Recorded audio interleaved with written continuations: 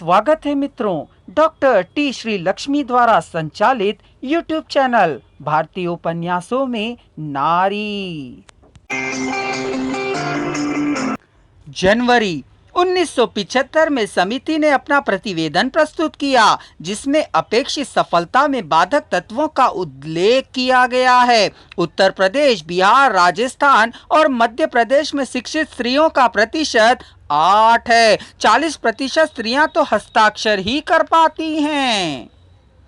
कहा जाता है कि आजादी की लड़ाई में स्त्रियां नहीं भाग लेती तो वह अधूरी आजादी होती।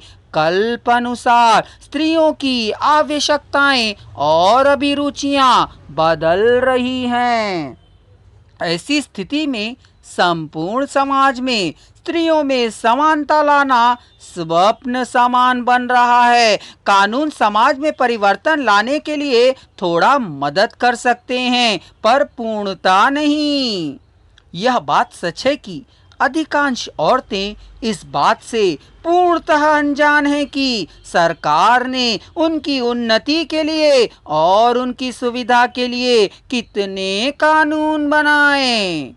कुछ स्त्रियां सामाजिक परंपराओं का अंधाधुंध अनुकरण करती हैं। कुछ अंधविश्वास के कारण भी कुछ स्त्रियां पूरे कानूनों का उपयोग कर नहीं रही हैं। स्त्री पुरुष के बीच की असमानता का प्रधान कारण है पुरुष वर्ग अपने साथ स्त्री वर्ग को रखने में पूर्णतः तैयार नहीं है। उनकी अहम प्रवृत्ति इसका कारण है। समाज के रूढ़िगत मूल्य और आदर्श का प्रभाव स्त्री पुरुष पर जम गया है, इसलिए ये नवीन दृष्टिकोण को अपनाने में इनकार कर रहे हैं। 20वीं शताब्दी की नारी में युग युग से चलने वाली पीड़न प्रक्रिया के विरोध में नारी मुक्ति आंदोलन चलाया। समाज सुधारक जितना प्रयास करने पर भी भिन्न भिन्न मानसिकता के कारण नारी कहीं कहीं शोषित और पीड़ित हो रही है। समाज में विभिन्न आर्थिक, राजनीतिक और सामाजिक वातावरण में उच्च, मध्य एवं निम्न वर्ग की स्त्रियों में कई समस्याएं उत्पन्न होती हैं। तदनुसार स्त्रियों की रुचियों और आवश्यकताएं बदल रही हैं। ऐसी स्थिति में भारतीय नारी को देश के उच्चतम प्रशासकीय पदों पर सक्रिय बनने और अंतर्राष्ट्रीय क्षेत्रों में अपनी निपुणता सिद्ध करने में कानूनी मदद की आवश्यकता है। विधवा स्त्रियों के प्रति विधवा पुनर्विवाह अधिनियम का पालन करना चाहिए। आज भी कई परिवार इस विवाह को मान्यता नहीं देते, जिसके कारण उच्च और मध्य वर्गीय विधवा स्त्रियां विधवा के रूप में ही रहने लगी हैं। अगर विधवा नारी के बच्चे हों तो विधवा पुनर्विवाह की बात ही नहीं उठती है।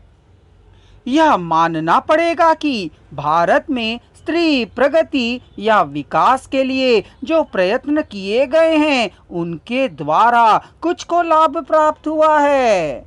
अशिक्षित नारी वर्ग में सुधार नहीं हुआ है। पुरुष वर्ग यदि अपने समकक्ष स्त्री वर्ग को रखने लगे तो कोई समस्या ही पैदा नहीं होगी। पुरुष की अहम प्रवृत्ति या अंधाधुंध परंपराओं के अनुकरण के कारण कुछ स्त्रियां सरकार के द्वारा बनाए गए कानून को जानने या अमल करने में असमर्थ दिख रही हैं।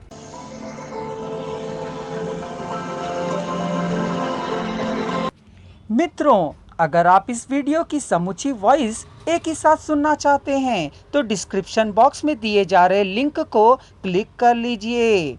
हमारे चैनल को सब्सक्राइब कर लीजिए, शेयर कर लीजिए और अपने अच्छे कमेंटों से हमारा मार्गदर्शन कर दीजिए।